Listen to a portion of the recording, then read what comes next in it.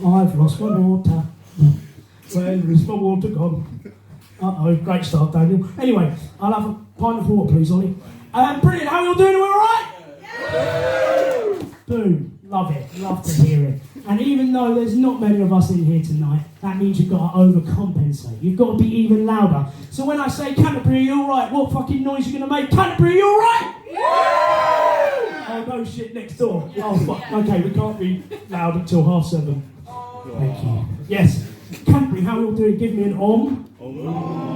Nice stuff, nice stuff, nice stuff. There we go, now we can talk. Brilliant, so we've got 10 amazing acts for you tonight. As always, we've got some stand-up on the Stour. Legends.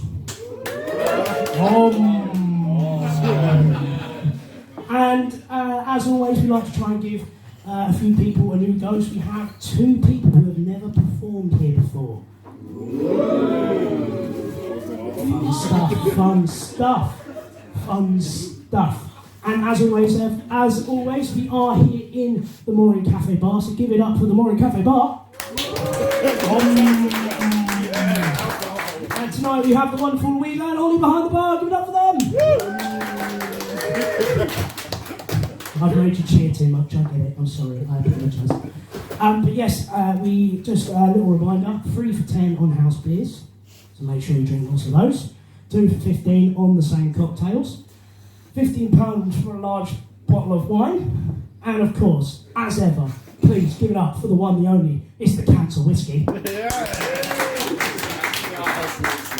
You don't care about the cancer whiskey, do you, Owen? Does that mean you hate cancer? Yeah. Valid. Valid. Fair enough. How you doing, Owen? You alright?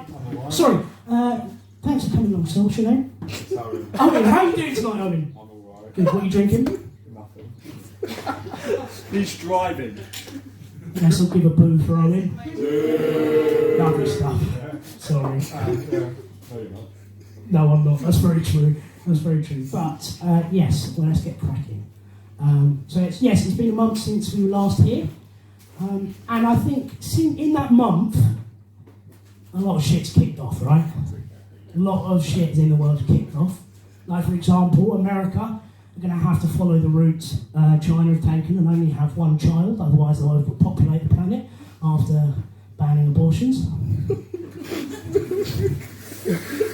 Okay, great start, great start.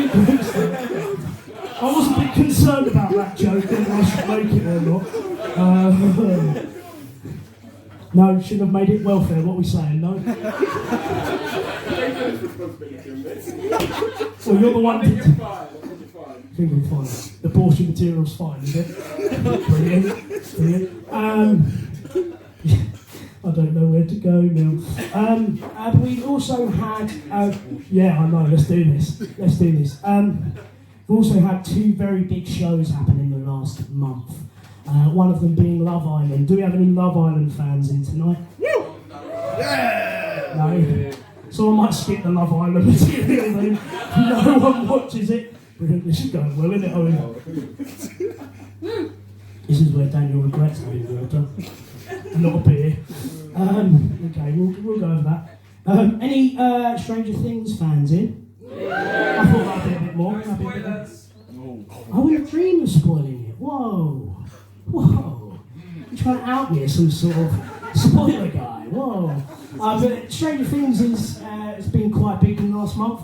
Obviously because Kate Bush has now been #1 again in the charts.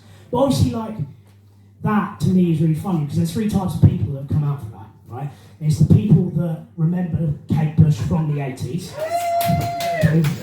I was going to pick on Paul at this point, but fuck it, so someone else, they beat you to it, Paul. Did you big Kate Bush fans? Oh, yeah. So are you glad she's back in the charts? She's an absolute queen. Yeah, I was Kate Bush actually. Sorry? I was Kate Bush in 1977. Oh, were you? Yeah, Very true. The other type of person is myself, the one who knew Kate Bush before Stranger Things. But then there's also the person who knows Kate Bush from Stranger Things. Do we have any of those in the house? No, come on, be honest. There's a couple of you cunts who don't like. There's a couple of you. Some of you are all like, oh yeah, I like Kate Bush. You like Stranger Things, that's what you like, let's be real. No one's going to own up to it? You just don't want me to do material tonight, do you, Catherine? It's fine. Well, let's go back to the pub then. You know what? I'm okay. Like I said, that glass currently only has water in it. When we come back and after the second half and I've had a couple of blondes, then maybe I'll put it on and we'll do a bit of dancing, all of us. Why not? Might be more entertaining than what's currently happening with me. Brilliant. But there's been lots of good news as well in the last month. Of course, there's a story about Mo Farah, who's finally been able to come out and share his true identity. I think that's amazing, right? Yeah. Give it up for Mo Farah, even though not Mo Farah. Give it up for him. Yeah. And we've had the fun fact that Paul McCartney and Billie Eilish have both become not only the oldest person to ever headline Glastonbury, but the youngest person as well. I think that's insane as well, right? Yeah? And of course, the best news that's come out this month, Boris Johnson's fucking off! Yeah. Here we go, Canterbury.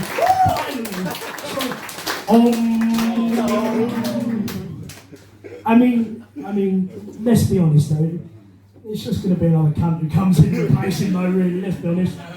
But I'll tell you who I'm glad it's not, right? One person who was put their name in the running was the MP for Gillingham. Now imagine if the man who represents Gillingham became our Prime Minister. Right? What sort of shit show would this country become more than it already is?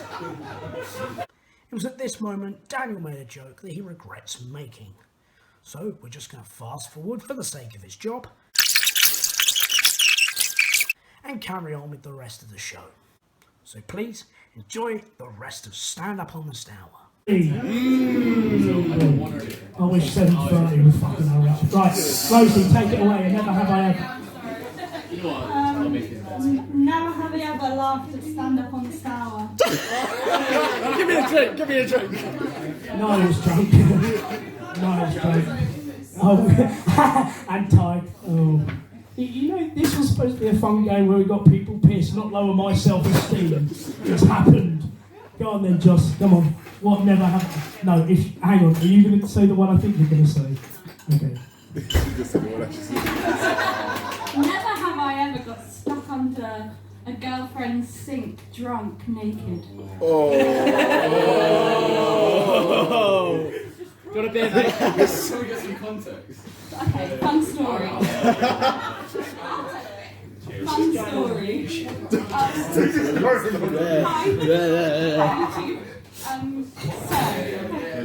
is my fiance's context. Sorry, closer. Who's this? Story.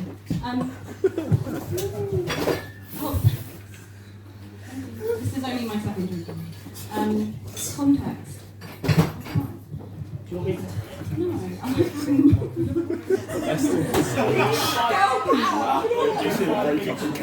I was about to say.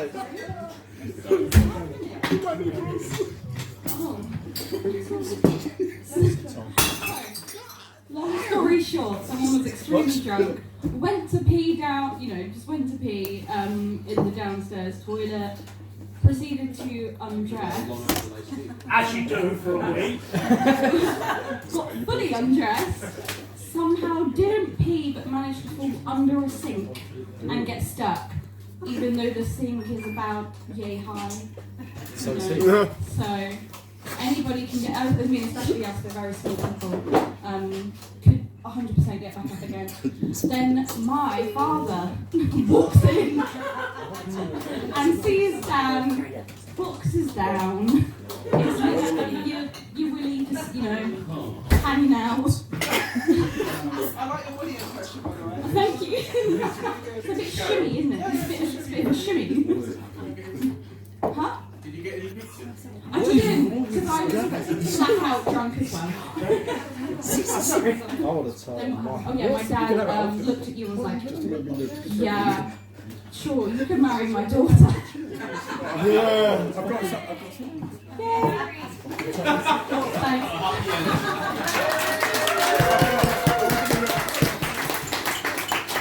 that's been Stand Up in the Stour. Thank you for coming. I hope you enjoyed your night. No. Okay. This start has really not gone how I thought it would go. So I think you seem like you're enjoying yourself. So I'm gonna shut up and go and cry in the corner for 5 minutes. So are you ready for your first act, Compere? Yeah! Please stamp your feet, clap your hands, and welcome to the stage the one, the only Paul Stour!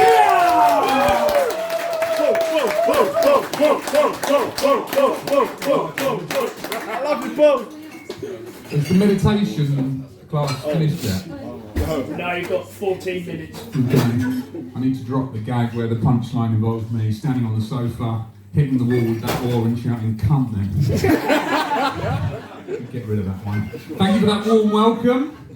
And thank you to the students for allowing me to join in with your society.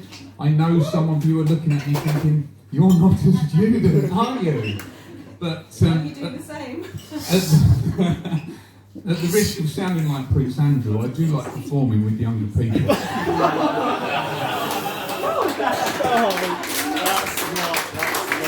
Just checking the level, because it goes downhill from there. We've actually got a rollover from last time, haven't we, for guessing my age? Nobody got it. So, there's drink from behind the bar. Obviously, some of them, no, not you. Some people were here last time, so front row usually get picked on, but I don't like picking on the front row. So, drink. No. You can have a guess.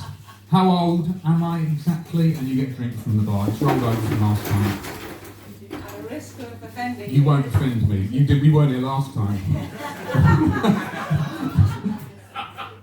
54 and 8 months. God! I'm looking rough, aren't I?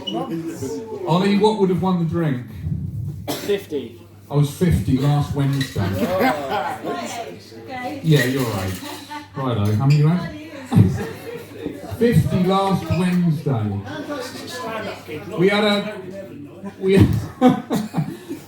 had a party, and I suppose I'm dealing with turning 50, but what I can't deal with is the stupid fucking things people are saying to me. We had a party, we had some of our hippie friends over who are lovely. They don't mean to say the wrong thing, but one of them said, "You must be at one with yourself now. You must be comfortable in your own skin." Comfortable in my own skin. My memory is shot to fuck. My body is falling apart quicker than the Tory party.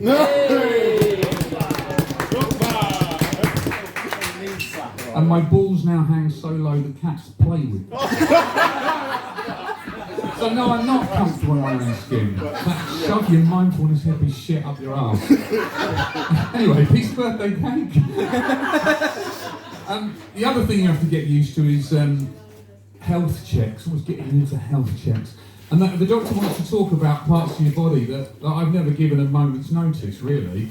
The other day he said my bladder looked like Boris Johnson. Actually, he didn't say that. He said it was bloated and unreliable. And couldn't be trusted to do its job anymore. But, so yeah, the doctors are fun. And he said a couple of things as well that surprised me. Do you know that as you get older, some people lose more than 6 inches in height? But at the same time, there are two parts of your body that continue growing through your whole life. Anyone know what they are? I'll give you a side profile. Nose and... Yeah. So what you're saying, Doctor, I'm turning into a fucking goblin. Still on the plus, as was a job at Gringotts Bank, I suppose. What doesn't feel fair, really, is that... I'll tell you what my main concerns are now. You'd think to get into my age that it would be health, wouldn't you, bearing in mind what I've just said? But it is honestly, and I'll share you with this, it's not becoming irrelevant and inappropriate around younger people. I don't want to say the wrong thing. And I don't want to become some of the unpleasant things that people my age can become. Homophobic, sexist, politicians. That's horrible. And I try and do the right thing. I took the kids to Canterbury Pride the other week. Give me a cheer if you went to Canterbury Pride. Fantastic to support that community. I've supported Black Lives Matter from the start. But give me a cheer if you belong to a society that supports the rights and well-being of the 50-year-old man. Oh. Sorry, we should say yes because we're... No, don't. Because it's not fair. Who's looking after mine? No one. Exactly. The old all lives matter material. No. But we tell my daughter not to worry about and compare herself to the airbrushed skinny model she sees on TikTok. But imagine how I feel when I see the 50-year-old men in the public eye. Tom Cruise is flying jet planes through the eye of a needle. I hit a bollard the other day in McDonald's drive-thru. So they say Tom's got the body of an athlete. I've got athlete's foot. Make me feel. The worst thing is when they release these Hollywood rich lists, they tell you that Tom's got piles and piles of money, and I've got piles. No one's looking after my interest. I'm going to start a movement called 50 Plus Lives Matter, I think. I think you're right, Roy, I should do that. But we can't, you're going to blame this, Roy. The thing is, we can't really go on a long march, because one of us will need a piss every 500 yards. And if we get down and take the knee, most of my friends won't fucking get up. So we might have to drop that and go back to the drawing board. I see what the other thing that's unfair as well is, you know, if a woman my age gets together with an 18-year-old boy, do you know what we call her? It's an animal. Cougar. Beautiful animal. I said to my wife, if I leave you and get together with an 18-year-old girl, what animal would you call me? And she went, dirty old goat. That's not fair either. The cougar is a beautiful animal. Fur coat like silk. I'm standing in a muddy field wearing a woolly onesie, covered in my own shit. I mean, my wife's animal is graciously moving through the jungle on a hunt. And I've got my head stuck in a gate looking out the gun. It's just not fair. And think of the way that TV companies actually think of us as well, my age group. And just the way they name the programmes, because you younger guys want to go on something. It will be something exciting like First Dates, or Naked Attraction, or Love Island.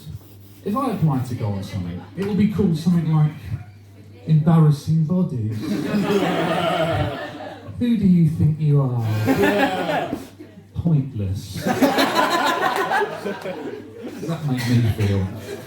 And just before I go, I'm just going to leave you with a final thought, is that we also tell younger people that if they watch pornography, to not compare yourself to what you see. It's not real, it's not fair, it won't be good on your self-esteem. But do you really think when I stumble across porn, when I'm looking for tractors, just an aside, I was happy to believe that MP. All he needed to do was give me a tractor name that sounded a bit rude. And I would have accepted that search engine mistake. But I've been on the website, Tractors Are Us, or tractors.com, and nowhere does it say, special offer this week on our most popular range, the Titty, the Squirter, or the MILF 500. So, you were watching porn. So, but what I'm saying is, if I were to stumble across porn, it wouldn't represent the sex that I'm having either. As a 50-year-old married man, it would harm my self-esteem as well. Otherwise, it would look like this. We'd be in bed together. You said, oh God. I know I've got previous, and some people won't sleep tonight. If it represented the sex that I was having as a 50-year-old married man, this is how it would look. They'd be in bed together before 9 o'clock. Not mad. He'd be thinking, well, I might be up for it, but she's got her back to him. She's on Facebook. She can't even look at him. Eventually she turns and she says, I'm organising a girls' night out, but you stop poking that fucking thing in my back. Anyway, things move on quite quickly and they start kissing. But she immediately pulls back and goes, "Don't brush your fucking teeth. You've got spinach in them. Your breath smells of egg. And there's a bogey going up and down when you breathe. Just disgusting, get in there." So he goes in, brushes his teeth, he falls over because he's got his pants around his ankles, crushes his bell end against the wardrobe. He's brushing his teeth frantically, trying to maintain a pathetic erection. He goes back in the bedroom, she's asleep, and he has a wank in the spare room. That is the porn that I need for my self-respect! It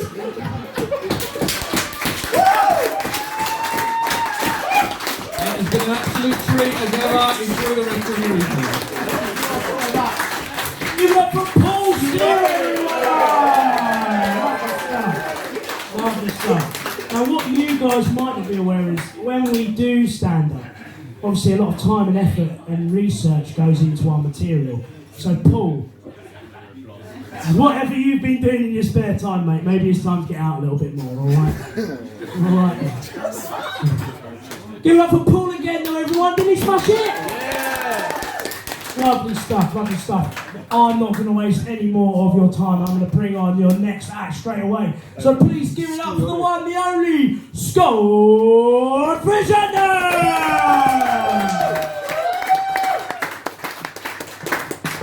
Before I try out a new persona today, the cool guy. Fuck off! It just looks like I'm going to shift 2 kilograms of cocaine. I don't even know why I'm wearing this. I'm just having a breakdown at this point. How is everyone? Should we do one by one? Oh, yeah. No, I'm joking. I have too much social anxiety for that. Which makes interaction very difficult. Makes it very difficult. I thought I'd challenge myself tonight by doing audience interaction with anxiety. Here we go. So, can I talk to you? Right, that's enough of me. No, I'll do it properly. Here you go. Pick someone else. That's the first person who's nervous to me. No. Hello. Yep. No. But my name's Scott. My middle name's Scott Samuel, which makes my initials SS. My brother's initials are SD, which happens to be Nazi regiments. Fuck's sake, what? Now that might not be a funny joke, but that is quite a quirky icebreaker. Get that out of uni, but no, my parents aren't Nazis or anything. Did think it was weird how they named the dog the Gestapo. Gestapo! So no, they're not. If you knew my parents, they're massive communists. Got the haircut and everything. That didn't go so well, did it? The communists are in tonight, aren't they? So my last few gigs haven't gone so well, as you can probably tell. But you know what they say, 47th time lucky. But they say it's not about winning or losing in life, it's about taking part. But they didn't say that after World War II. Imagine this little German kid after his house had been bombed. He comes out, guys, I know we didn't win. I'm so glad we took part. Oh, well, a bit of pork in the... Oh, sorry, Dad. Oh my God! Have you got any Germans in? Yes! Oh, shit. I'm welfare officer. But, yeah, that's actually why comedians vote for Brexit. Just for more jokes about the Germans. That's literally why. Do you think after the Brexit thing was announced, all these guys, I know it, they went, fucking yes. The German material's coming out. And all the other comedians are pretending like they didn't do that, but they really did. And I'm looking at you. But, I was watching the new Batman film, and you know what I thought? I can do that. I can beat up 5 guys. I think that's the difference between men and women watching the films. You know, women watch the films and go, oh, he's so brave, so handsome. Guys can go, I can do that. So they end up in a Wetherspoon's toilet. And I saw 5 guys come in. I thought, yeah, they're getting their heads bashed in. But no, Wetherspoon's toilets are weird because you know, like sometimes they talk to you, or sometimes they like put cling film over the toilet. But and like that time they put a little drilled the hole in the door wall and pissed on you.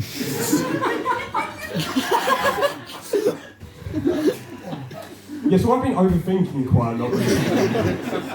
But, well, to be fair, I'm not really sure how you underthink, but I guess that's what the conservatives did. Fuck off. But, yeah, I'm always overthinking. I did have a load of tips on how to get overthinking, but I overthought them all, and I'm just in a state of pure panic now. But, no, thank you very much. It's been a great audience, thank you. Give it up for Scott Fishenden! Lovely stuff, lovely stuff. Now, another thing that we as comedians have to deal with is when people come up to us and go, oh, I know a really good joke you could use. It happens more than you think. It actually happened to me today, didn't it, Zeus? Now, this is Zeus's joke, everyone. Are you ready? Oh, no. Confidence. Which kind of bagel can fly? Oh, for fuck's sake. I don't know. A plain bagel. Yeah, get him on the mic. Now, you will be glad to hear that's why Zeus isn't performing tonight. But thanks for that, there, Zeus. I'll make sure to remember that next time I don't tell it. Brilliant. But we actually have a really special guest next, guys, and this is their first ever time on stand-up on the Stour, so please make them feel very welcome. He is my comedy dad, because when you see him, he is literally the spitting image of me. So give it up for the one, the only Mike Orvis!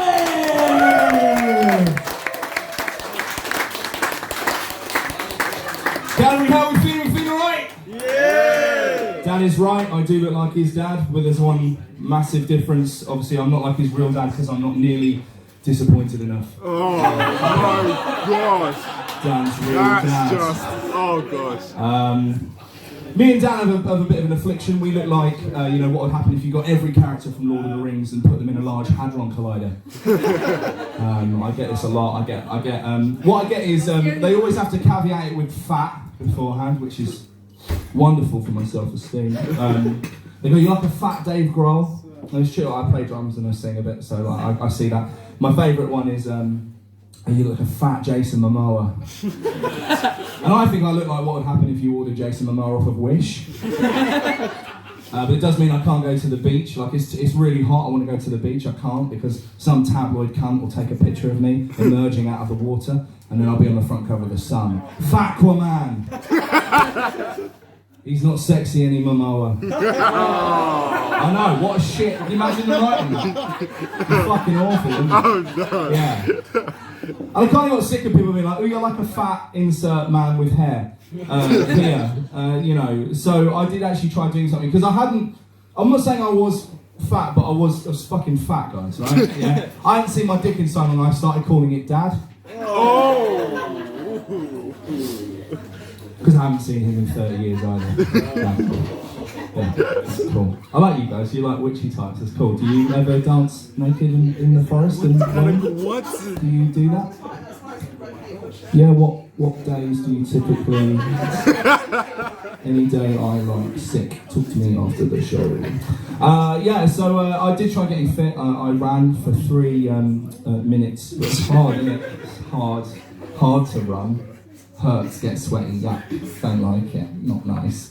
And I sort of realised that, like, by the time that I'm really going to be in trouble, science will sort of pick up the tab. Do you know what I mean? Like, we'll live in a world where, like, they're growing, sorry. It'd be weird if they glued it. It'd be like, Colin, what are you doing in that lab? Smoking models? Fuck off, Colin. They're growing an ear on the back of, like, mice. They're growing, like, spare parts on the back end of animals. I don't know why it's always the back end, again. Weird science nerds, aren't they? Got issues. Like, you could just grow it on his back and put his bum, look, he's got a heart in his bum. Alright, Colin, chill out. Fuck just don't check out his Google history. So I think that by the time, like, it'll be in the future, right, and I'll just kind of waddle up the stairs to the doctors, and he'll be a robot, obviously. And then I'll be like, I just don't know, I'm getting out of breath all the time. They'll be like, well, Mr. Orvis, let's just get you scanned, shall we? And have a little rummage around in his great big doctor box. And then he'll give me a little scan and go something like this. And I'll go, what was that? And he's like, I don't know, I just like the noise. Got it as a key ring at a convention, it's brilliant. Then he'll chuck that back in, and obviously he's a robot, so he's already found out what's wrong with me. And he'll say, Mr. Orvis, your heart is, medically speaking, fucked. And I'll go, you've had one too many sad cheeseburgers, so, sorry, you've all gone silent at sad cheeseburgers. We all know what sad cheeseburgers are, right, Canterbury? Yeah. You know what a sad cheeseburger is, right? Everyone's had a sad cheeseburger, yeah? No? Okay, well, I can explain it to you. It's really, really simple. So a sad cheeseburger, it's like a regular cheeseburger, but you're alone. and all the lights are off. It's not just one, is it? There's a couple of them. In a pile. You sort of eat like a Pac-Man. But instead of going waka waka, you just cry. Less waka waka, more papa waka. So anyway, one too many sad cheeseburgers, and he'll say, well, that's fine. We could just pop you into the body of a robot. And I'll be like, nah, boring, look at you, you're a bit of a cunt. And they go, fair enough, what do you want to do then? And I go, well, I don't know, I can live the rest of my life on the internet. Internet's pretty good. Can I do that? And they go, yeah, sure, sick. And then he'll go in his little doctor box, he'll get a USB, he'll pop it in the back of my neck. Obviously, we'll all have USBs in the back of our neck because it's like the future. And he won't get it right in the first time, will he? No one gets a USB right in the first time. If you get this lady notices, if you get a USB right in the first time, you are a witch! You have to be burned. So I'm secretly magic and then I'll just live the rest of my life as a pop-up. So you'll be on Amazon.com looking up flowy clothes, and then I'll just appear like this and be like, hey, hot beards in your area. Click me.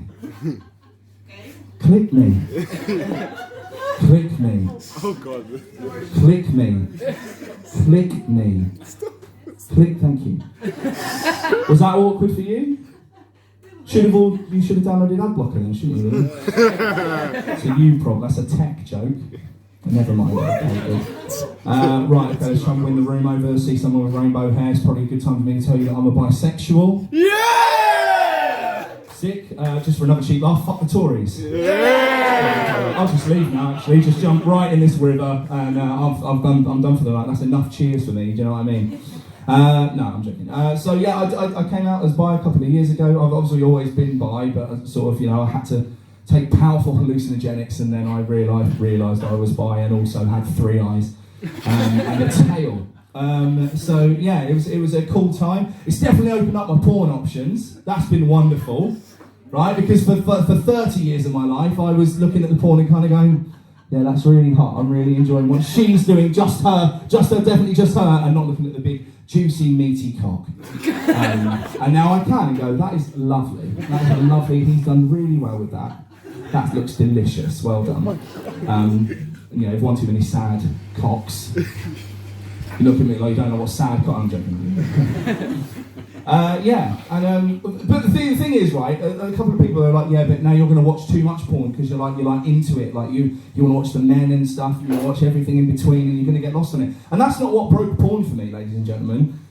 VR porn is what broke porn for me. Have you all seen VR porn? No. Right, so VR porn is in premise amazing, because what you can do in VR porn is pause it midway through. Now, some of you are slightly younger and more attractive. All of you are more attractive than me, but some of you are younger than me. Do we all know what Bernard's Watch is? No. Right, so Bernard's Watch was a kids show on CBBC. Yeah, I'm going to say that now on the microphone. Yeah. Thanks, Flo. I appreciate you joining in. It was a show, as they've just fucking said, on CBBC, where this little twat called Bernard had this watch. It was a stopwatch, and when he clicked it, he stopped time. And what did he do with it? Fuck all. He saved a cat from a tree. He removed the banana skin from someone walking in. What a fucking dopey little cunt, right? what I was able to do with VR porn is exactly the reason why A, I shouldn't ever have Bernard's watch, and B, exactly what you all would have done with Bernard's watch, and that's that I stopped the porn midway through and had a little walk round. Right? So I was getting a POV blowjob in VR with my little headset on, and I went pause, and then I went sick.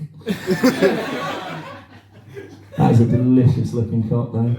Love it. Right, and that's not what spoiled it for me. What spoiled it for me is because I have ADHD, so I just started looking around the room. And you know that you probably should stop watching the porn when you're like, well, that's a nice facial they got going there. I wonder who does their guttering. That's beautiful, that. Now, do any of you know about superhero porn? Right, well, it's as it suggests.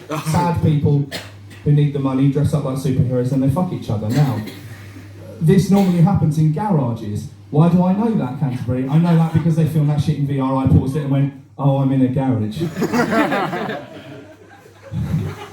It's not my proudest wank. But yeah, it was a hard time. But because I came out of bisexual, I'm able to kind of embrace some of more the feminine aspects of my life, like my ginormous titties. I really enjoy my buxom. You're supposed to cheer for that, or is it hate crime? No. Get a load of these bad boys, look. Fucking, yeah, hot. You can all have a go later. Just line up and just have a go. I'm allowed to accept some of the more feminine qualities of my life, so now I trust you, Canterbury, I'm going to tell you something about myself there. I just, sorry, it's just getting a bit emotional. I'm really into bath bombs. I really fucking love a bath bomb, Canterbury. They make your balls fizzy. Women, why haven't you told us about the balls fizziness? Right? You've been fucking hiding that, ain't you? Light a few candles, I'm just doing a bath for you dirty bitches. Dirty. Just gonna pop in this bath bomb. I bet you fucking are. Why is she an hour every time she has a bath bomb? Now I fucking know. Because they make your balls fizzy. Right? So bath bombs are the way to go. But not Lush. Fuck Lush. Lush is like getting gassed. You walk in and it's like, scent! Right? I can't handle that, so I don't like going to Lush anymore. And also, I got a lavender one because I felt I was quite stressed, right? And it's got lavender in it, which is nice, yeah? Except for the fact that it's got lavender in it. What I mean is, it's got fucking actual lavender in it. Actual real pieces of lavender that you put in the bath and then you're picking a meadow out of your mom's pubes. Right? That's not relaxing, Canterbury. That's not my idea of a good fucking time that I'm choking on a stem while I'm trying to not think about how much I want to kill myself. Right? So, what I've done is I went to Poundland instead. Poundland do amazing bath bombs, right? Because they're sort of like Kinder Eggs without the disappointing chocolate. So you have a little bath bomb, there's a shitty little toy that you're going to throw in the bin after about a week of having thing, right? Which is great. And also, sometimes they come in the shape of animals, and you can pretend that you're like part of the mob in Toy Town, and you're trying to extract some information from this little prick. So what you do is you pop him in the bath and you're like, where's the fucking money? And he's like, I don't know where the money is. You're like, oh, you can tell me where the fuck the money is, you little mook. Tell me where the fucking money. And then you just turn him on the tap and he's like, ah! Like that, just slowly dissolving away. Like, you better tell me or Don Vitroni's going to come after you. Ah! Like that. And then you get a shitty little toy and your balls are fizzy.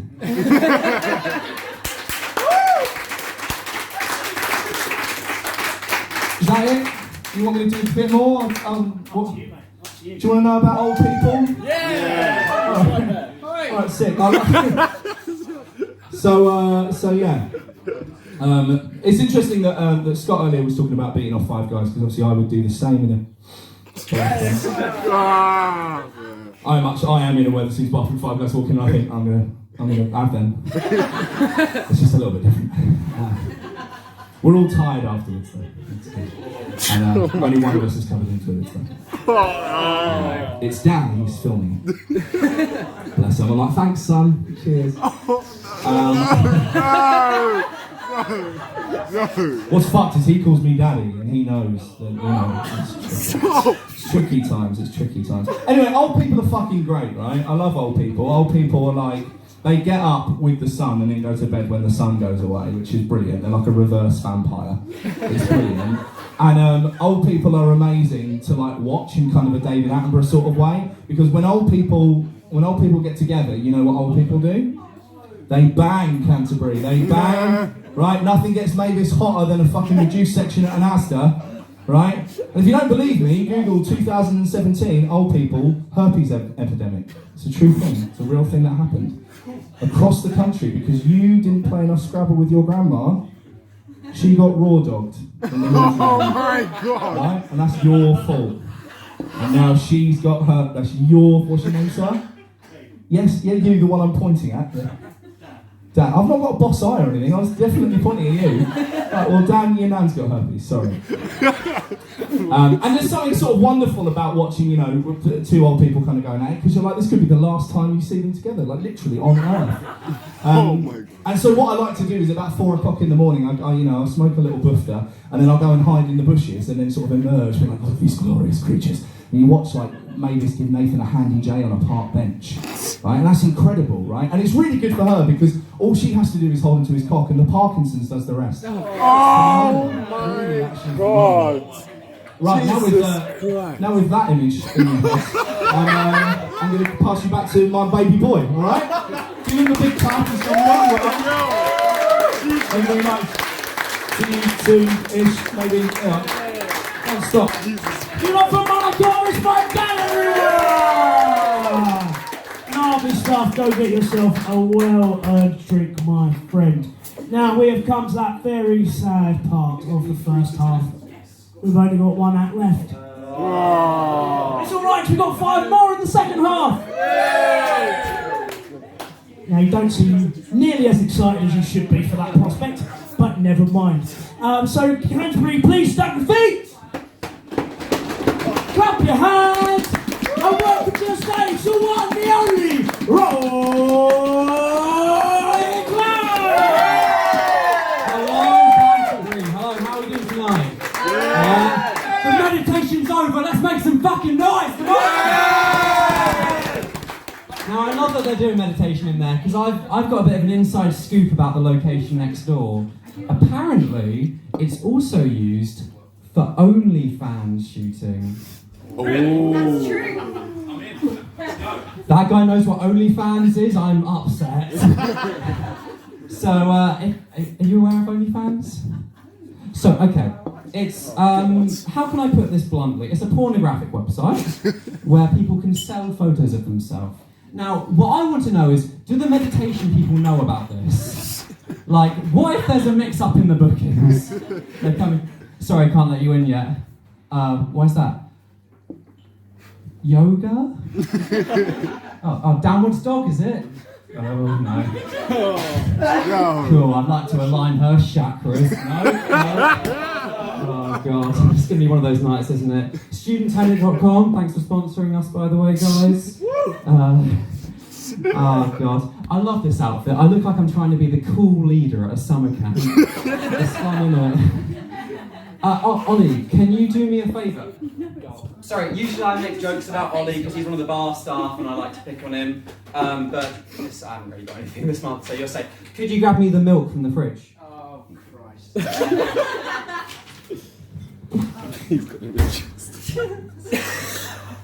This is all I've got, guys. I'm just going, you're a twat. There we go. Satire, people. It's satire. Alright, nice. So, my name is Survey Roy. I was previously stand-up Roy, but I killed him in an epic saga. My name is Survey Roy. So I've got some questions for you guys. So, hi, what's your name? I'm Kate Bush. Kate Bush, oh, it's lovely to meet you. Can I ask, what do you do for a living? I'm an antique dealer, actually, as well as a singer. An antique dealer, amazing. So, what is the best antique?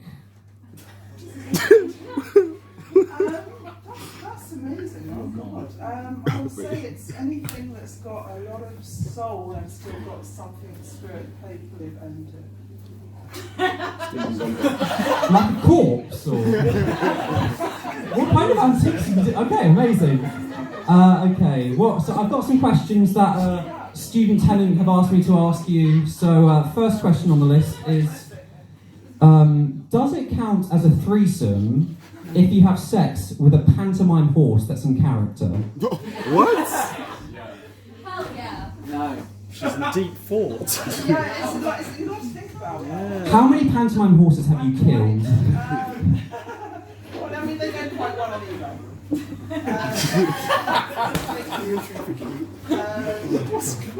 Does it make a difference if there's sexual activity happening inside of the pantomime halls? Oh God, bro. Actually, yeah, I reckon. You reckon it's a threesome? Amazing. Okay, nice.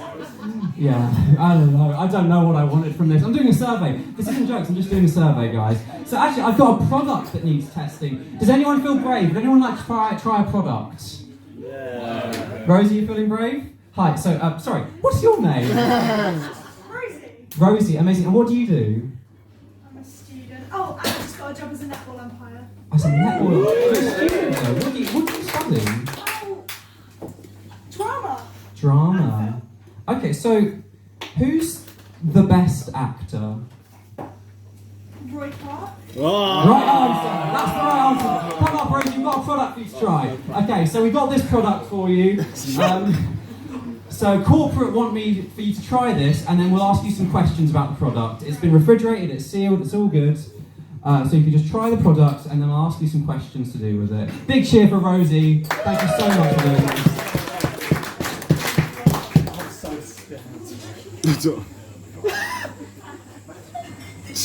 Have you had enough time to let the flavours develop? Are you happy to answer some questions? Yeah? Okay. If you had to drink any human's breast milk, which one would it be? Scarlett Johansson. She's out here for the scarlet milk. Let's go. Okay. Alright, next question. What are we doing? Oh, Rosie, you can sit back down. Thank you so much. Would anyone else like to answer a question? No. Alright, hi, what's your name? And what do you study? Drama and film. So, what's the best film? Despicable Me 2. Correct. Okay. So, my question is... Sorry, corporate have asked me to ask you this. If a centaur was going to have sex, would it have a human penis at the base of its human half or a horse penis at the back of its horse half? Ooh, interesting answer. Follow-up question. If a human had sex with a centaur, would that be bestiality? Would that be hot? Bestiality. Some say it'd be hot. That depends. So it's got a human top, right? The top She explained it. That is generally how a centaur works. ugly animal-looking face, because sometimes humans do. Sorry, are you saying it depends on how ugly the centaur is? Sorry, we've got an answer over here. Yeah. So it's got a human brain. Yeah. So it's not bestiality. So it can give permission, therefore, it's a consentor. I've been working on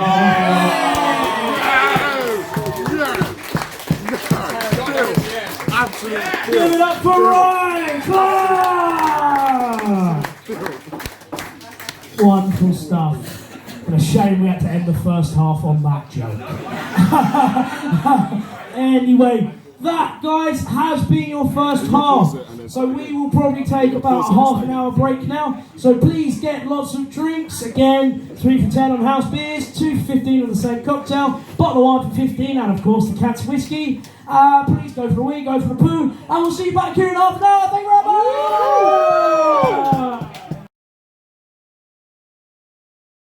Thank you very much. Sorry, what's your name, sir? Ray. And how are you doing tonight, Ray? Oh, very good, thank you. So why did you miss the first half? Nice. It was napping. Oh! Right, you dog. Hello. Cheers. Well, thanks for making it. I hope you enjoyed the second half. Give it up for Ray, everyone! Lovely stuff. And yourself in the lovely shirt. What are you drinking? Sorry, what's your name? Dan. Good name. Strong name. What are you drinking?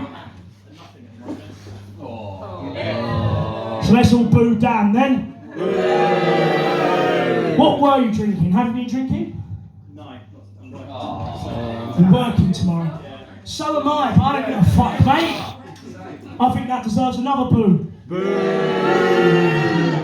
Sorry, Dad. I apologise. Who knows? Jess, what are you drinking? Water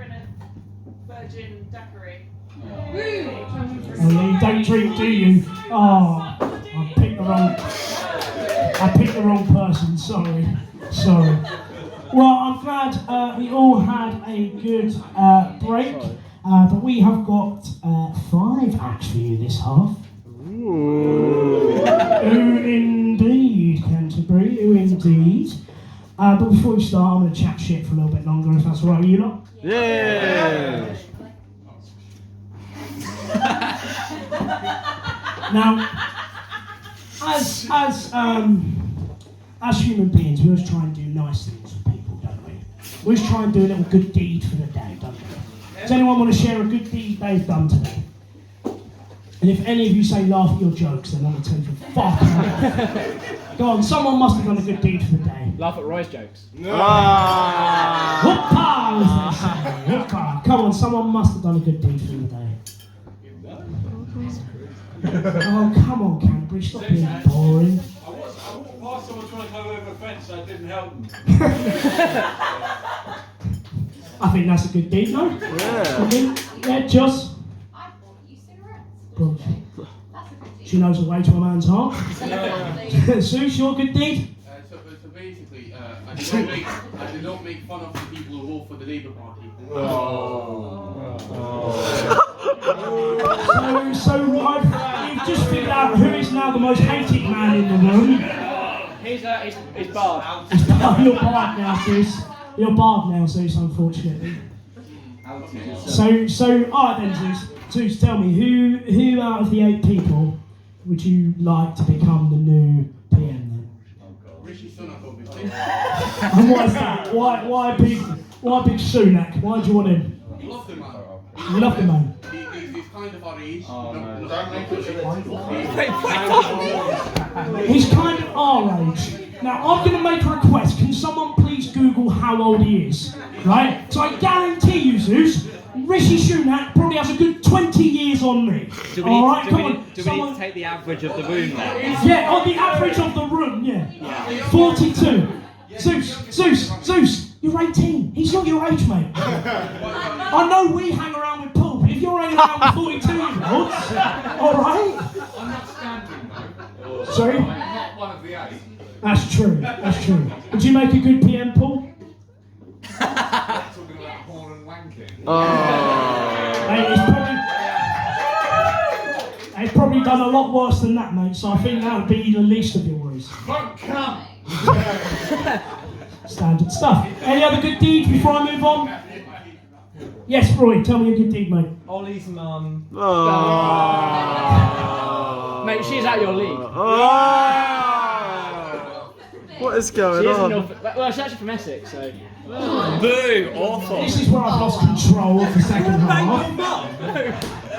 Why would you be from Essex? How old's your mum, Ollie? My mum's 51. So she's Rishi Sunak's age. So. No, she's she's about the same age as Zeus. Same age as Zeus. Same age as Zeus. Brilliant. So yeah, I always try and make sure I do a good deed. The other day, a man looked lost, so I gave him a bit of direction, helped him on his way. If I ever have change, like tonight, I gave my spare change to the tip. I know it was 20p, but 20p is 20p. And also letting Tesco delivery drivers use my toilet. So if that doesn't preface the disgusting, can I tell the story? Bearing in mind trying to MC. Give her the mic again.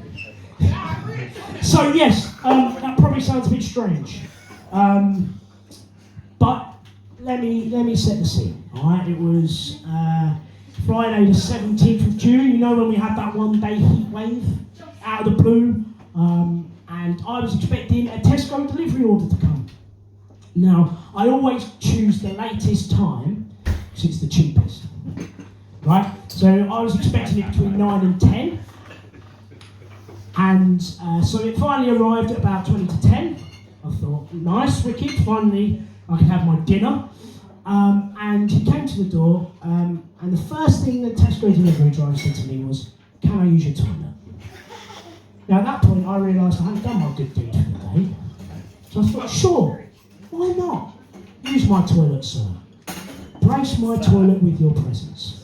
Right? Sorry? Was he from Gillingham? That double sugar tea for the day. That's true, that's true. I don't know, but I think by the end of the story, you will probably make your own assumptions that he probably was from Gillingham. So anyway, I was with Joss and Roy and Evie, and we said, yeah, go use our toilet, that's absolutely fine. So I started taking... Is someone's phone fucking ringing? Am I that boring?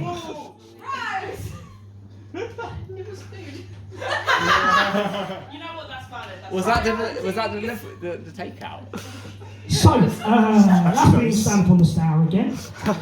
No, so yes, he went into my toilet as I started taking the boxes of food in. And I was an easy system. I gave the box to Roy gave it to Evie gave it to Joss, and Joss started unpacking it. Simple system. It took us about 5 minutes to take the boxes in, empty them, put the food away, and put the boxes back outside on his little trolley. Now at this point, he was still in the toilet. Right? We thought, okay, this is a bit odd. But that was when we heard the first flush. Now, emphasis on first flush. So we thought, oh, perfect. He's done. Carry on with my evening. 10 minutes later, the second flush. Emphasis again on second flush. So, okay, surely after 15 minutes in my fucking toilet, he'd probably finished. Toilet. I'm sorry, that's the point of the story that I got incorrect, obviously. That was the point that was incorrect. Yes. Oh, have a go at the straight white man, is his toilet, obviously. Ooh. Yeah. Go on, Boomy, go on, I dare you, go on, Boomy.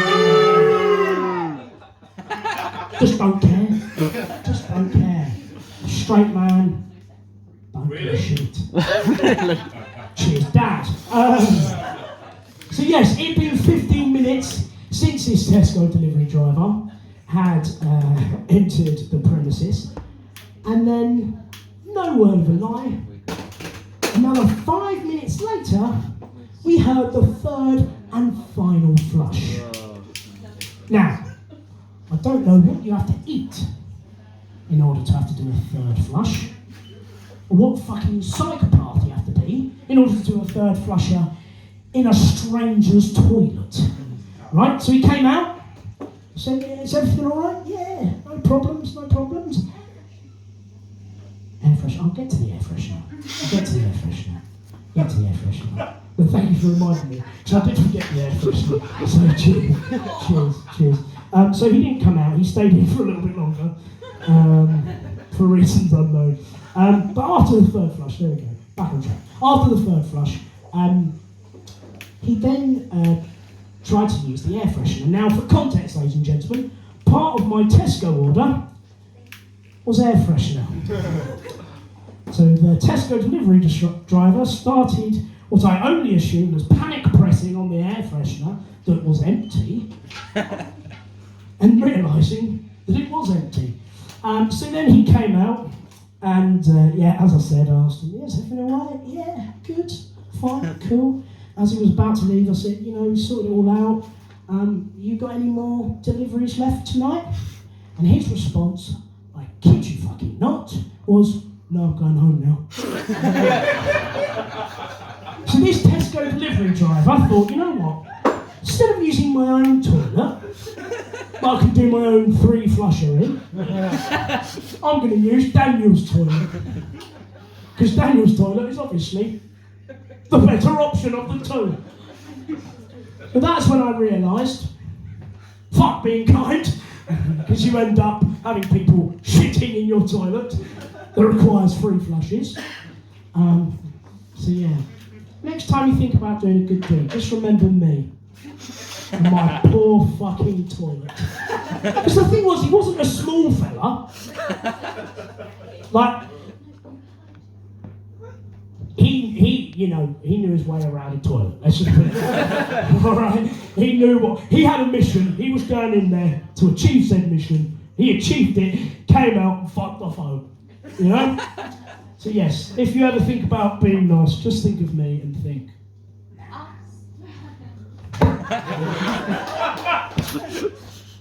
Is this mine? Right, so yeah, that was me. That was my not doing good deeds anymore. But as you are probably all aware, and if you don't, let me just explain. Here at the Society, we pride ourselves on being diverse. Woo! We pride ourselves on the fact that we let all people perform. Like you've seen in the first half, we had 4 white men. We are really diverse. We're breaking down the undiverseness. And that's when I put the beer down. Welfare officer, you need to step in. Well, what, the straight white welfare officer? Yeah, that's a really good idea, isn't it? Way to make it more diverse, eh? So to continue on this theme of diverseness, our next 2 acts are the only 2 people in the Society that can claim any form of diverseness. And your next act and your first act of the first half is a black act. Woo! Expect to feel very uncomfortable by the end of it. Expect to question every belief you have as a white person. So yes, I'm going to shut up and go away because apparently I keep fucking up and saying things are mine when they're not. But straight white men. So please stamp your feet, Compere! Clap your hands and welcome to the stage, the one, the only, Blaniel!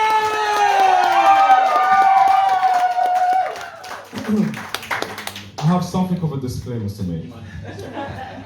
Like my skin tone, the first few jokes are quite dark.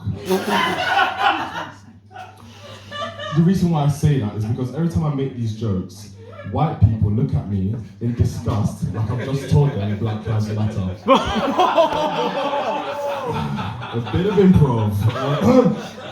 So let's begin. So I've decided to do a bit of something like racial pickup lines. So pickup lines only black people can use. I'll give you an example. You remind me of the 1600s. Like a slave master, you've got a hold on me.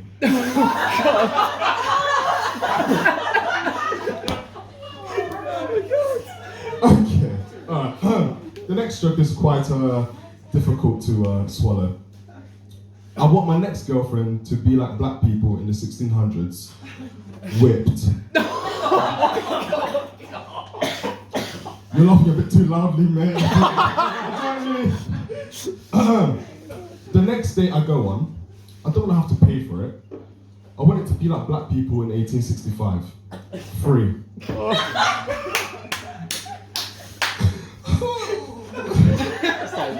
Okay. So I've started working at the Canterbury Historic River Tours. Thank you, white people. And I've got something of a joke, a couple jokes to make about that. What do a slave and the river tours have in common? They're both bought by white people. The next river tours joke is, so yeah, I've recently started working at the river tours, Canterbury Historic River Tours. Go get some bookings.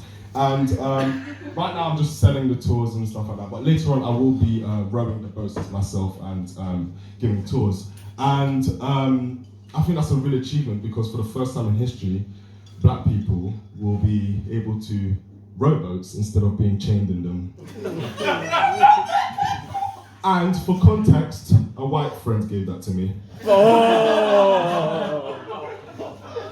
I wouldn't say, I don't know if I should feel proud or scared. Proud? No. So this next one's a bit of a howler. So one day I'm walking around in my socks and a white person comes up to me and says, "I like your socks." And I say, "Thank you, I picked them." And he says, "What, the socks or the cotton?"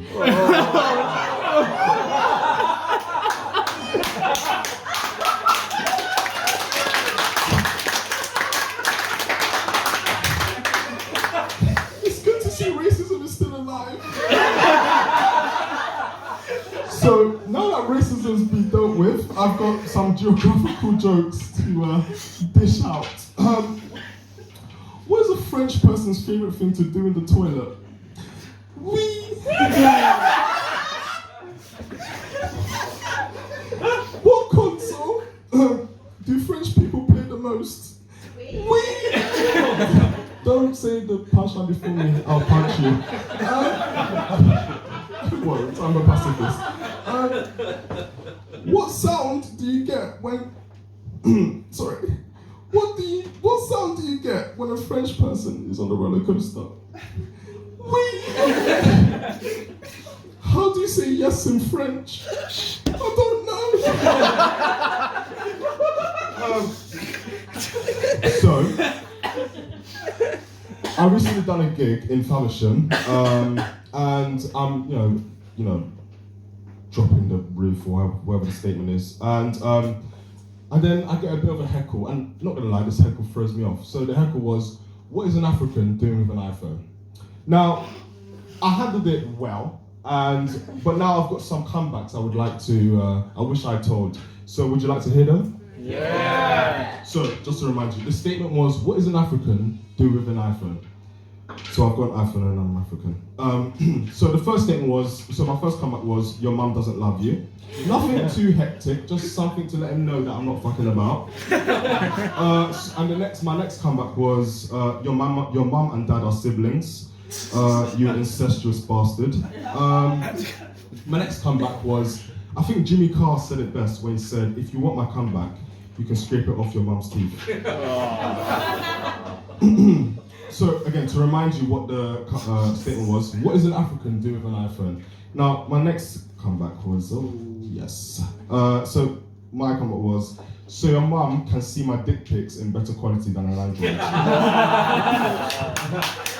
Now, just to say, I've never sent nudes in my life, and I thought nudes was slang term for noodles, which made for some very interesting conversations. You know, "Ayo Chris, I like your nudes. Paul, those nudes were nice." I just thought that was the case because I wanted to be down with the kids. Speaking of which, it's probably best not to use nudes and kids in the same sentence. Prince Andrew would be laughing at that.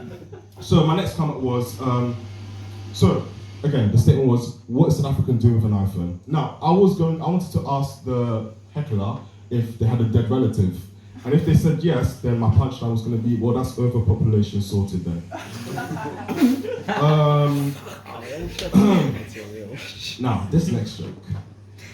I'm not a professional comedian, but, I should be. So, let me just remind you one more time. What does an African do with an iPhone?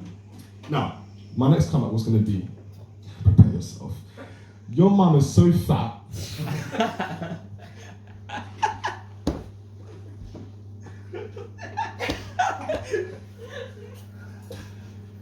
that she takes up space between this joke and the punchline. Yes.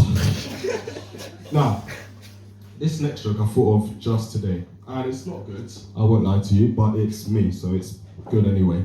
So, I stole candy from a baby once. It was like stealing candy from a baby. Sorry. So that's been me. Thank you. And I've been a diverse guy. Give it up for Blaniel! Now, I think it's worth addressing the name Blaniel because some people understand it, some won't. So I just thought I'd refresh you guys. Now, me and Daniel are actually doing the same course at uni, both drama students.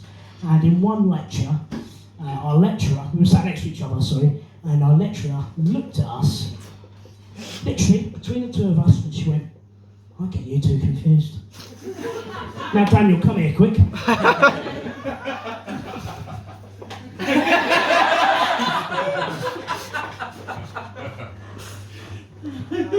Now, why don't we play a game of spot the difference? I think we'd be here for a little while, wouldn't we? So give it up for Blaniel again, absolutely smashed it. And yes, that does mean sometimes I am referred to as Blaniel, but that's not really a name that people want to be proud of. So I just go by Daniel most of the time. But yes, we love diversity. Yeah, that's why we have Blaniel actually. So it makes us feel better about ourselves. And that is actually. But he's not part of the society. Yeah, you tried, you failed, and that is why you sit there and drink your wine. I'm sorry, what's your name? Caroline. Caroline K. Bush. Is that first name? You flow between the two names. Of course you do. Look at you. No, okay, what are you drinking? I think it's Sauvignon. You think? Well, we're at a good point then if you think you're drinking something. Did you buy a big bottle for £15? No, I didn't. I should have done that. Why do you think I remind you all of the fucking drinks bottles? Not so you can just buy a single glass. You've probably already drank a bottle between the two of you. So just in case you've got, it's 3 for 10 on house beers. Boom, cheers, Dad, for demonstrating. That's only one though. What a beer is? There's 3 for 10, but then I realised that you only had one in your hand. Where's your other two? I've drank them. Oh. Is that okay? This is when I stop. So yes, 3 for 10 on house beers, 2 for 15 on the same cocktails, and a bottle of wine for 15. Did you get that?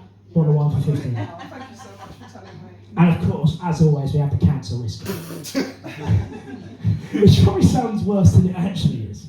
I promise it's for a good cause. It's for your, who's it for? It's for cancer, yes. We gathered that much. Cheers. Well, yeah. What's it for, Ollie? It's for a cancer hospice called Countess of Brecknock.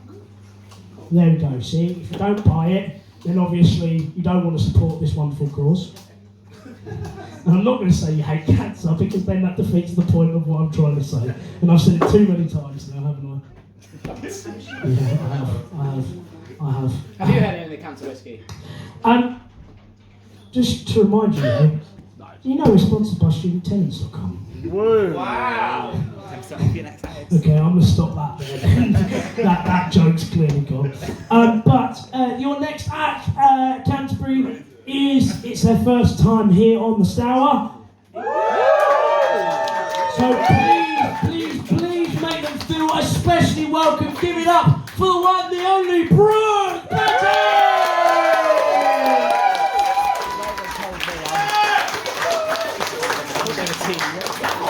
How are we doing? We good? Who let the person with anxiety hold a microphone? I'm afraid I will be looking down at my phone a bit. It was a bit of a last minute gig, so I've kind of got it all written down. I was just told during the break that this gig isn't paid. I'm not getting paid to do it, and I'm a bit pissed off because look at me, I can't even afford a whole shirt. I've had to sew 4 shirts together because I can't afford a shirt. There's a lovely sign in the bathroom. It says, "Please let us know if the bathroom needs attention." And I'm like, what about me? Can't I have like a little sign?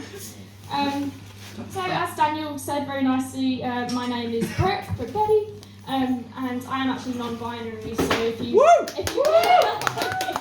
you happen to talk about me tonight, which I don't expect you to, yeah, my pronouns are they them. Which I guess makes me exempt from the women aren't funny rule.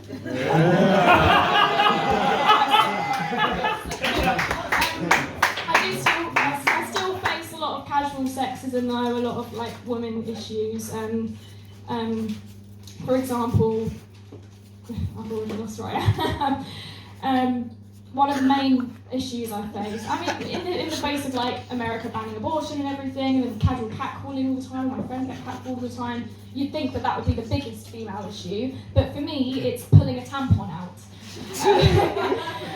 Genuinely, my mum always says, don't force it, and I'm like, Mum, I'm not forcing it, it just really fucking hurts! It's like tug of war down here! And she says, you're just not relaxed enough, put your foot up on the toilet, and I'm like, I don't want to put my foot on the toilet, it's got germs all over it! Say it again. Sorry, this is literally me improvising. No, yeah, honestly, being non-binary doesn't change the fact that I still experience sexism on a day-to-day basis. I'm sure a lot of other people can relate to that. Turns out sexism doesn't care if you've got preferred pronouns. It'll ruin your life anyway. Oh, you're gender fluid, love? I bet you love to see some of my gender fluids. I came up to my manager as well because I wanted to kind of make it official. I was feeling ready to take that next step. And he was really lovely about it. He said, oh, did you want me to maybe whip round an email, let everyone know the new pronouns, or we can send an email to anyone? And I went, send an email to who? The fucking Queen? I don't think she's going to accept me. And he was like, no, I'll send it to the co-workers so that everyone knows the new pronouns and they'll be really nice about it. And I was like, oh, okay, that's actually really, really lovely of you. So he sent the email, except in the actual email, he referred to me as her. And like, I'm not the gender police or anything, but if you're writing an email about how my new pronouns are they, them, and then you call me her, well then I think you've missed the fucking point, like Diana's chauffeur missed the red light.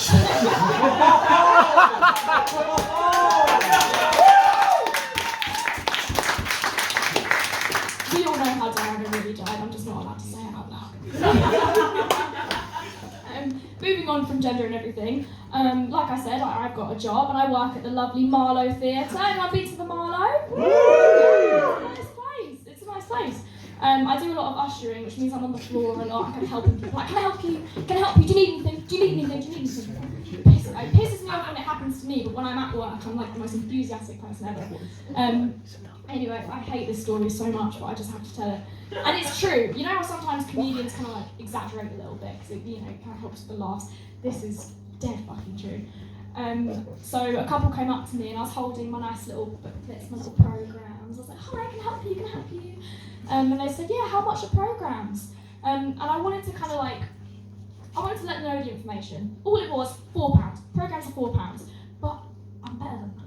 I rise above that. I am gold standard customer service. So I wanted to let them know, like, yeah, they're £4, but also like, I'm here for you. I'm here for you. You want to know where your door is?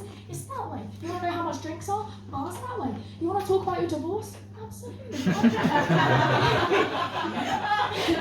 come up to me and they say, how much are programs?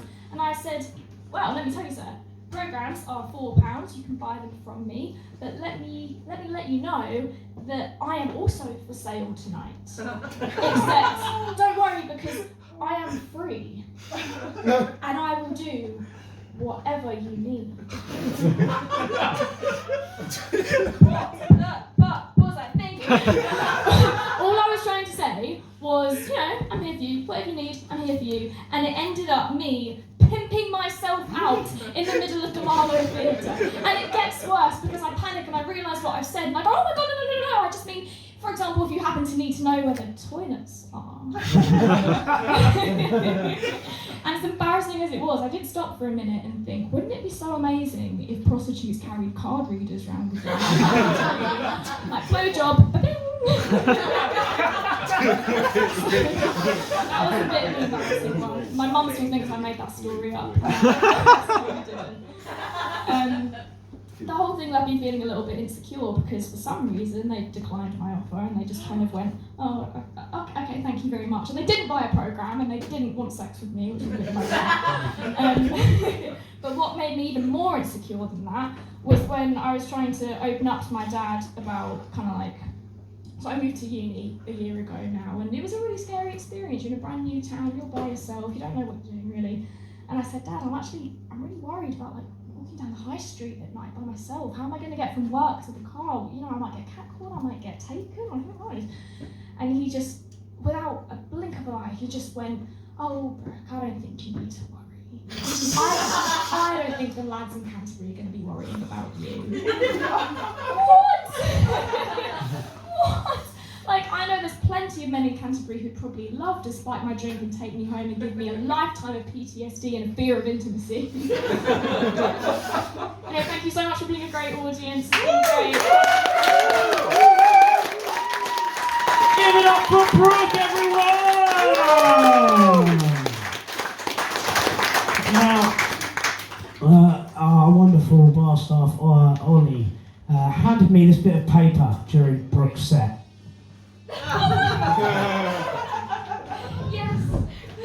Now that's why we didn't let Ollie perform tonight. But again, guys, give it up for our bar staff tonight!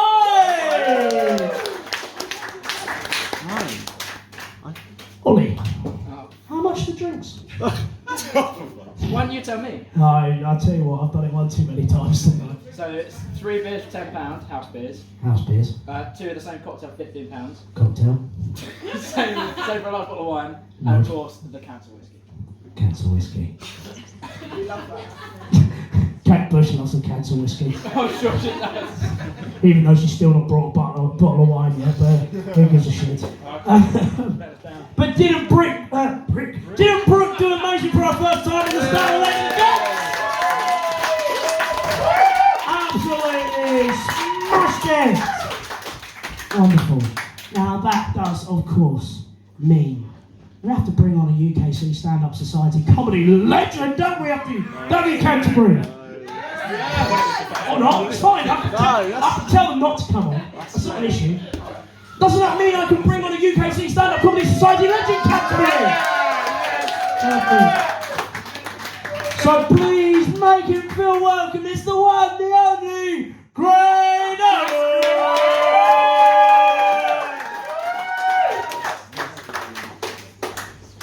Oh, how we doing, Canterbury? Why are you laughing? I haven't even, laugh when I tell the jokes. Hi everybody, I'm Graydon. Thanks, Ollie. You're welcome, mate. Love you. I love you. I'm Graydon, and I know what you're wondering. You're thinking, has this guy just come from the 90s? Or is he a registered sex offender? It's always good when you start a set to declare yourself a nonce. It's only up from here, you know, it can't get any worse. I'll tell you what, Canterbury, I've had a terrible week. I went to Weatherspoons the other day and I went to the toilet and some twat in a bandana beat the fuck out of me. I wouldn't believe it, the same toilet afterwards, a Daniel Lambert lookalike came in and started jacking me off. Terrible week. I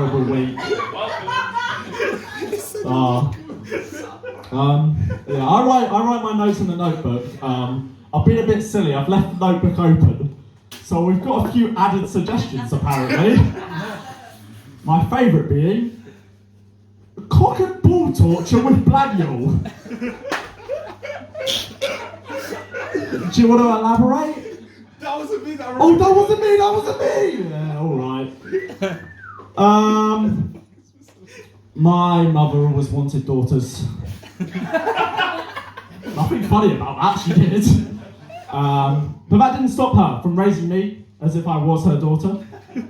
Which is why I'm very confused why she's so surprised at why I flirt with boys, you know? Like, I'm also terrified of periods. My dad, on the other hand, he was a very competitive man. Which means I get PTSD every time I hear the Wii Sports Resort music.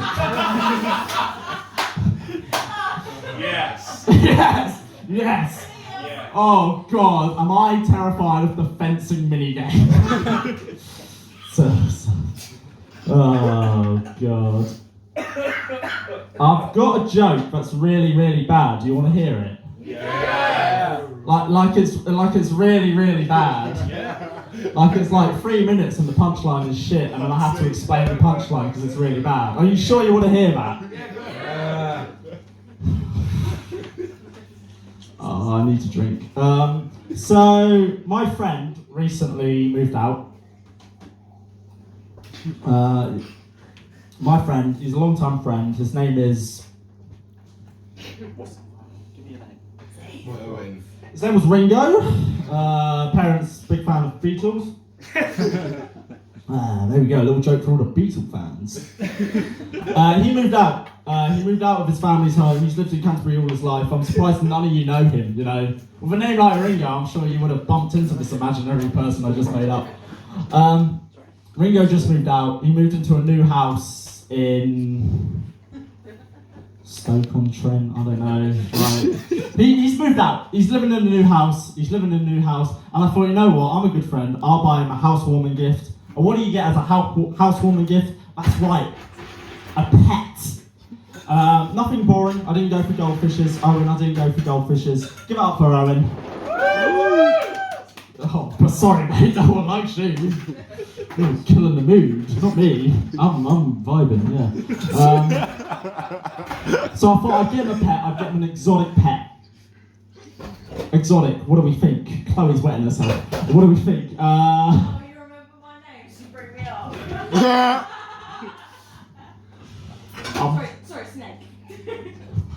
No, actually, I got him an elephant. So I turned up to Ringo's house and go, here you go, mate. I got you an elephant because I love you. He said, oh, thanks, mate. I'm going to keep this elephant in my new room. I said, don't mention it.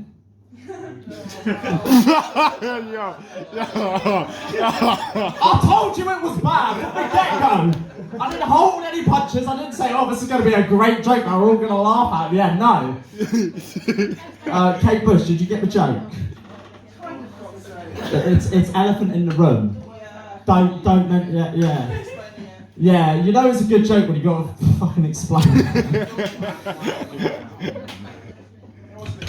You know, I thought it couldn't get any worse from when I declared myself a paedophile, but apparently it could.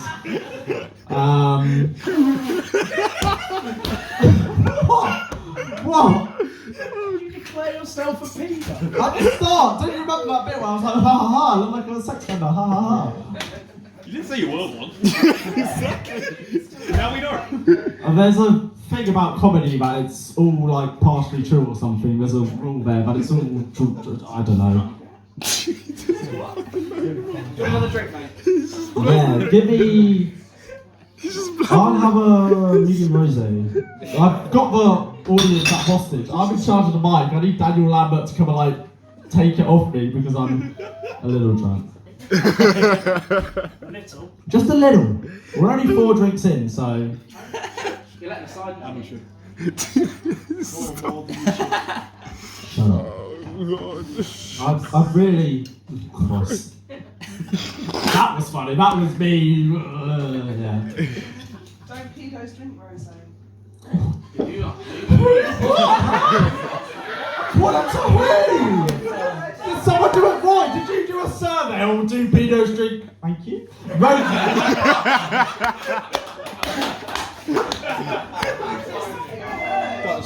Something you heard. Oh, pedos drink rosé. I'm going to be honest, I think you're all sick and tired of me. Without a cigar and a rosé. Do you mind, Roy? Give it up for Owen again. One person.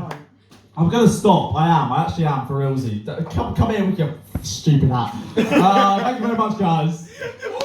Give it up for Joe Graydon!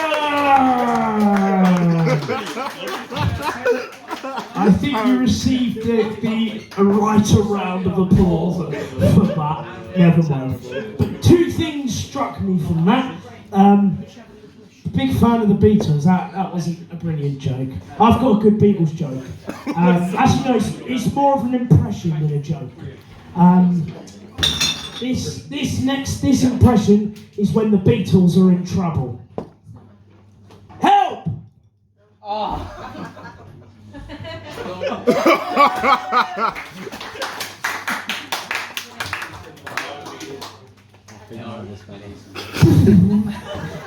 I think your joke was somehow better. Who wanted the hat? Oh, that was for Scott. And the other thing was the fact that rosé was the well-known drink of a nonce. Yes, because when I think Savile, I think, rosé. Yes. When I think R. Kelly, I think, lovely bottle of wine. When I think Prince Andrew, I think, yes, I'll have a bottle of wine for £15, please. Hey. How much? No, still, has anyone actually brought a bottle of wine for 15 yet? Yes. Oh, who? Who? Me. You brought a bottle of wine. Now you wonder why this set didn't land very well then. Love you, Joe. I'll leave, I'll go home. It's fine. Okay, well we'll just move on to the next act then. Now this next act actually brings something different to the table. Something some of you human beings may have never ever seen before. Well, of course, if you've been here before, yes, then you would have seen it.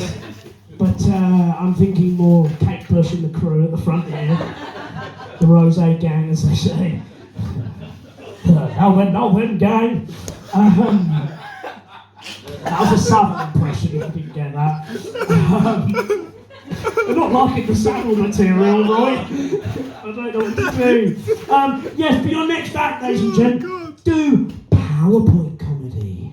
Oh, yeah. Because we haven't already run out of ideas. But yes, ladies and gents, please raise the roof off for your next act, the one, the only PowerPoint challenge!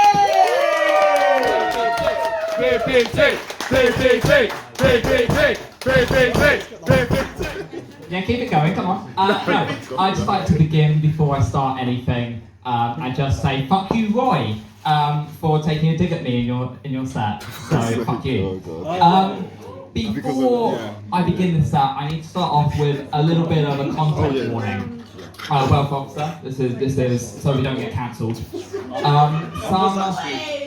Some of the opinions in this may be controversial. You may not agree with them, but I'm just going to be spitting some hard truths, just being real honest. And to be completely honest, if you precious snowflakes can't handle it, then I don't know really what to say to you. Really, all I can say is, I'm sorry. But the door is right there. You are free to leave at any point. I mean, these guys don't care. They don't care. You've already bought your drinks. It doesn't matter. You're free to leave at any point. If you don't like what I'm doing, leave. But if you don't leave, you have my respect. You're made of harder stuff than I gave you credit for. You're not snowflakes. You're made of tougher snow. You're snowmen. You're snowmen out in the summer, melting. Anyway, moving on a little bit. So I'd like to take the opportunity today to talk about my dad. My dad, he's a funny guy, my dad. I want to tell you a bit of a story about my dad before we begin. Tell you what kind of person he is. I graduated yesterday. We love it. So I graduated and my parents came down for my graduation. And I took the obligatory photo. You know the one where with your parents where you're in the middle and they're either side, you've like got your arms around each other, obligatory photo. And then my dad had the bright idea that I should take a photo with each of them individually, just in case of a divorce. That's the kind of person my dad is, prepared for anything. But my dad has a dangerous gambling addiction. Yeah, I know. And listen, stand up on the Stour. I know exactly what you were all thinking. I can see it on all your face. It's loud and clear, especially you. And I can see exactly what it is. You're saying, Tommy. Yes. I'm like, yes. Yeah. Stand up on the Stour. What is it? What is it? You're like, Tommy. What is your definition of a dangerous gambling addiction? What do you mean by that? What qualifies as a dangerous gambling addiction? Fortunately, I brought a PowerPoint. I'm going to illustrate it for you. Let's go, let's do this. So, a dangerous gambling addiction. Some people may have their own perceptions of what that is. Some people may think, you know what, let's make a graph. Let's make a graph. This is the dangerous gambling scale right here. It's a graph. It's a graph. And if we take a look here, some people may think that a dangerous gambling addiction might be spending a couple of hours on the slot machines. Just wasting the time away, maybe you skip a meal, you're there for a couple of hours. But you'd be wrong, stand up on the Stour, that is not a dangerous gambling addiction. It can go further, it can go much further. If we move along a little bit, you might most people probably consider this to be the definition of a dangerous gambling addiction, which is when the bailiffs come to your house and they're like, knock, knock, we're here to take your TV. But you'd be wrong yet again, stand up on the Stour. You'd be completely wrong. There's another stage beyond this. if we move it along a little bit further, you'll see the point that my dad has reached, which is he has a spreadsheet. He has a spreadsheet to keep track of his dangerous gambling. He has a spreadsheet. I mean, like, what?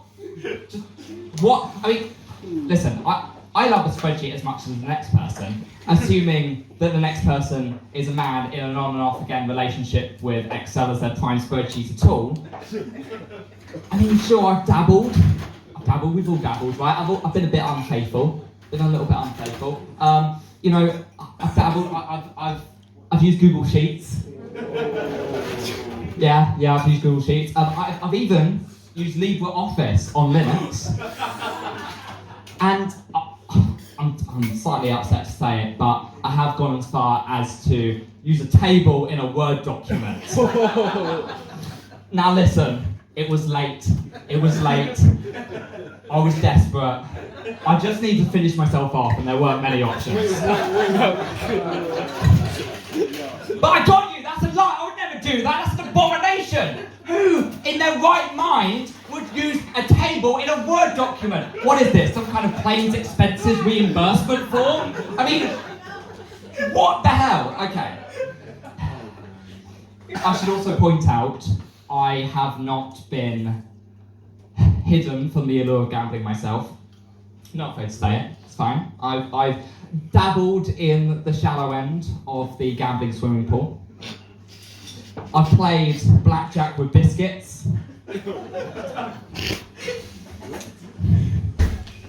I've spent hours on the deal or no deal machine at Brighton Pier.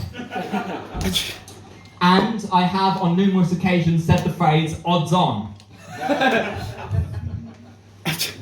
You know, mostly at the deal or no deal machine in Brighton Pier. I mean, what a thrill, honestly. There's nothing like it. I spent 4 hours on that machine. In my day out in Brighton, it became very quickly a day out to just Brighton Pier, as opposed to all of Brighton. But I did good. I got a lot of tickets. You get tickets from it. It's great.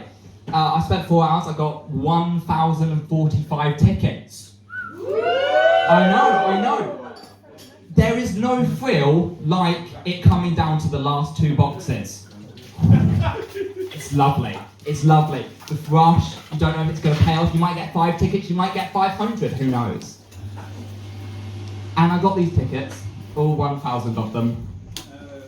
And one of the wonderful things about Brighton Pier was I was able to trade them in for a prize. Ooh, a prize. 1,000 tickets. I could get anything I wanted. It was incredible.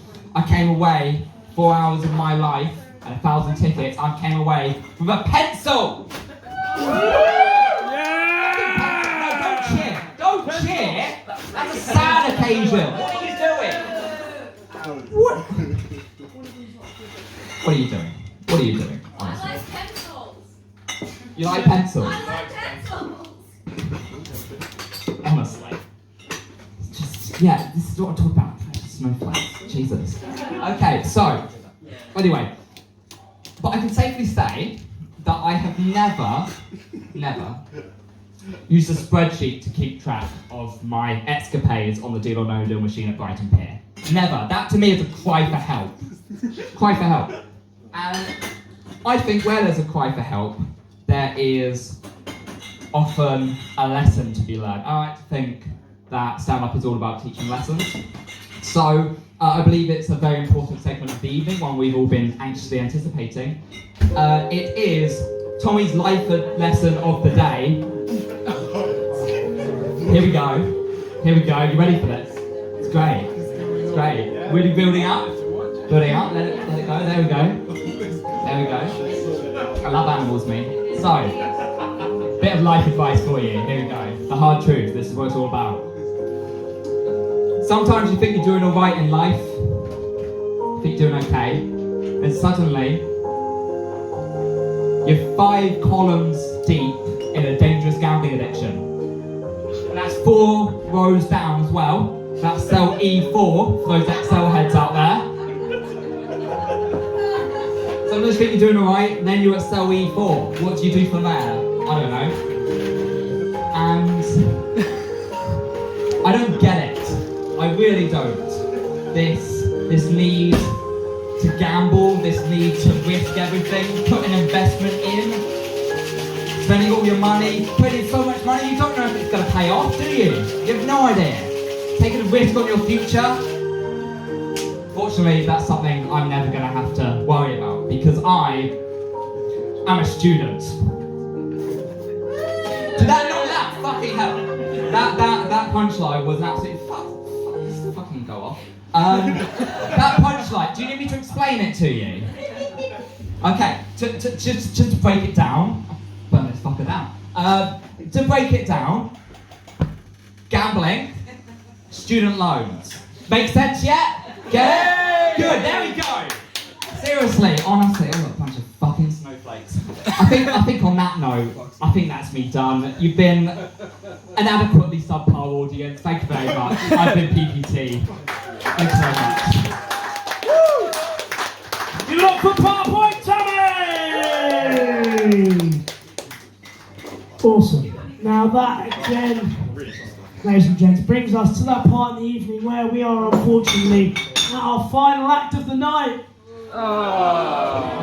But don't worry, we've saved an absolute UKC Stand-Up Comedy Society legend to end the night for you. So please make him feel very welcome for the one, the only, Niall Bulltitude! I got some good news. I got some really fucking good news. Right. I've had a few drinks. Yay! That's not the good news. The good news is, I'm feeling it. Yeah, of course you can. Takes a lot for me nowadays. Now, Just a fruity one. listen up, buckaroos. My name is Niall Bulltitude.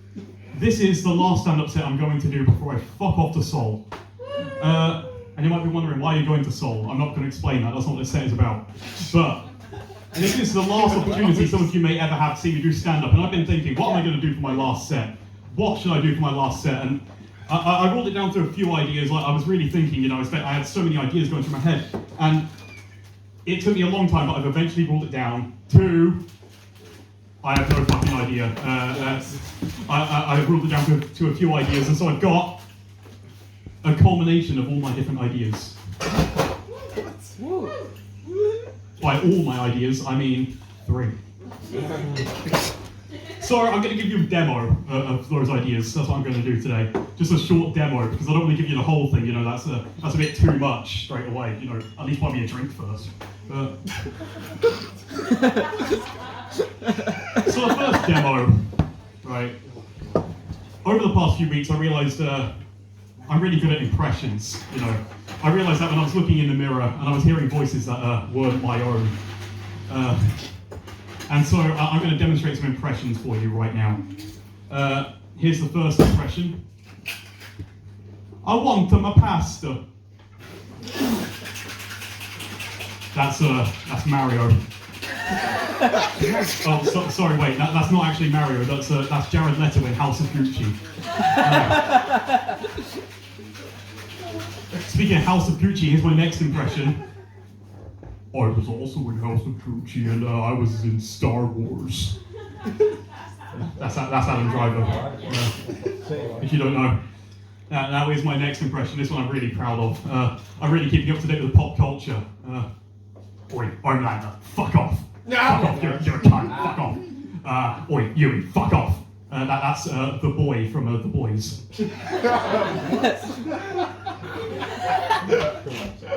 That demo is over.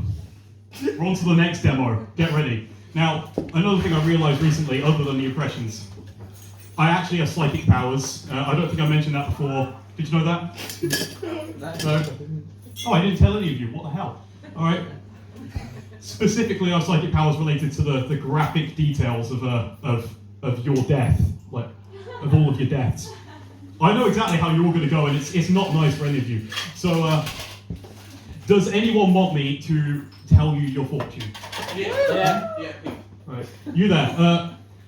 What's your name? Actually, wait, don't tell me. I'm going to use my psychic powers. Archimedes. Yeah. Can I get a round of applause, please? See, if you say please, it works. Right, so. Oh no. I've had a vision about your future. I don't know if I should tell you.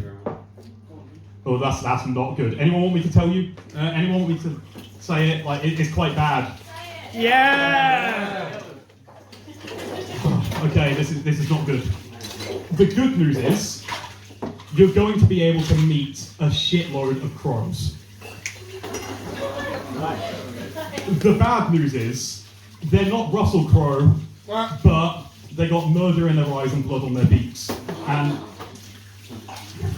I'm sorry, but it's not looking good for you. I had another premonition that I should, if I tell this bit, if I keep going with this whole fortune teller bit, someone's going to murder me. So I'm going to move swiftly on from this. Unlike those crows, they're going to be there for a disturbingly long time. Anywho, I've got one more demo to demonstrate for you. That's why they call it a demo, because you demonstrate it. Did you know that? That's a fun fact. This next bit, I thought I should try out a bit of satire. Ooh. Oh. Yeah. I thought I should try to be relevant with the times. So here's some satire for you. So Boris Johnson stepped down. What's that about? Satire. Let me try and think of another bit of satire for you. You know, everyone's talking about Stranger Things, but don't you know that there is currently a billionaire eating your livestock? Whoa. Satire. I don't like Elon Musk. Just saying. They call me the king of punchlines. You know, this is probably quite disorienting to some of you that have seen me before. You know, I'm up here and I'm holding a microphone. I don't usually hold microphones. This must be quite disturbing for you. You know, I actually feel naked holding a microphone.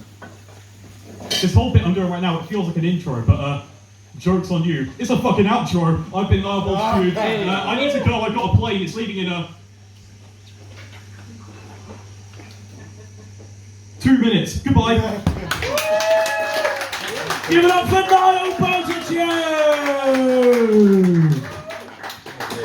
So yes, as Niall said, this will be his last stand-up on the Stour for a very long time before he heads over to South Korea. So I would like it if you all joined me with raising a glass to Niall for all of the amazing stuff he's done this year and for the absolute banger of a set that he just did. To Niall!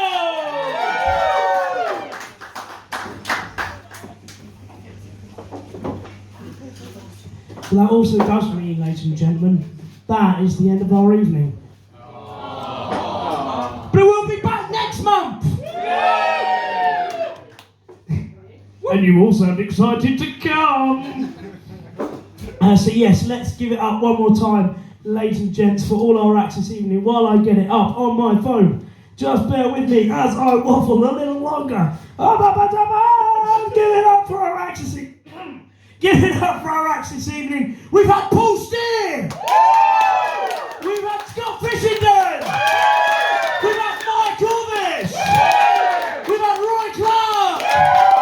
We've had Blaniel! We've had Brooke! We've had Graydon! We've had PPT! And we've had Niall Bulltitude! Well, thank you all very much for coming. You have been a wonderful audience. Just so you know, the mooring doesn't close until 11:30. So that gives you exactly 2 hours to finally buy a fucking bottle of wine, you cheap bastards. I've been